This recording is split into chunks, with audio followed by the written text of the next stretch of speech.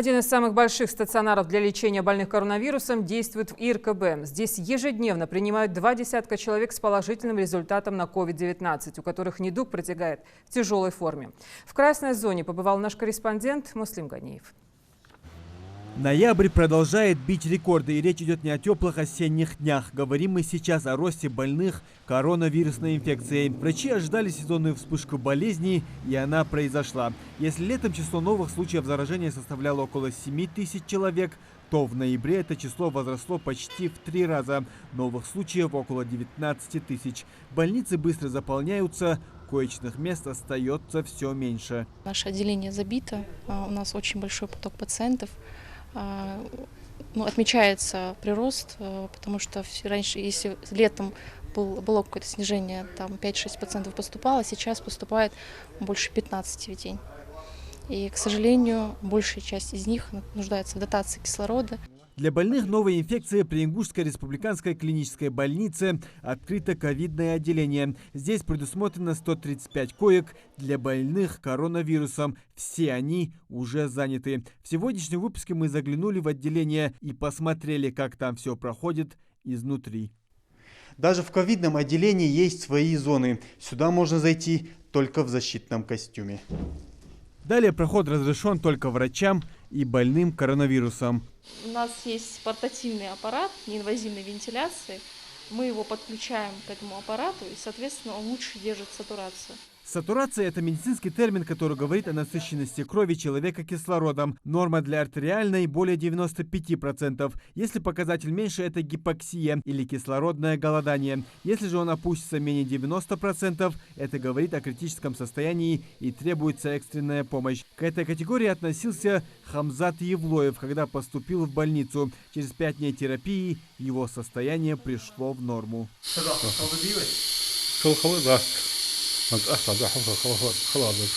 Это парареанимационные пациенты, это еще не реанимационные пациенты, поэтому мы своими силами стараемся улучшить состояние.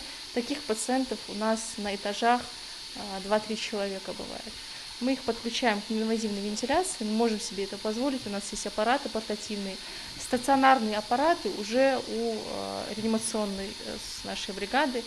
Лиза Мархиева в ковидное отделение поступила несколько дней назад. Женщине плохо дышалось, поднялась температура, началось головокружение. Первое время лечилась на дому, но становилось только хуже. И как итог, больничная койка. Откуда и от кого заразилась, точно сказать не может. Мне дома сделали назначение. То, что там делают, мы тебе дома сделаем. А вчера мне стало вообще плохо. Видите, просто начала лежать. Температура лежать. Сейчас состояние Лизы стабильное, однако кто знает, что могло бы случиться, если она продолжала лечиться дома. Поэтому врачи просят не заниматься самолечением и неотлагательно обращаться к медикам по месту прописки. Если у вас выявится легкая форма болезни, то лечиться можно будет амбулаторно. Если же форма будет средней или тяжелой, то нужна госпитализация. В последнее время в это отделение поступает около 20 человек каждый день. Часть из них находится в реанимации. Реанимация состоит 17 пациентов. Из них 4 пациентов находятся на аппарате ИВЛ. Их состояние сохраняется пока тяжелым, относительно стабильным. Остальные пациенты находятся на кислороде.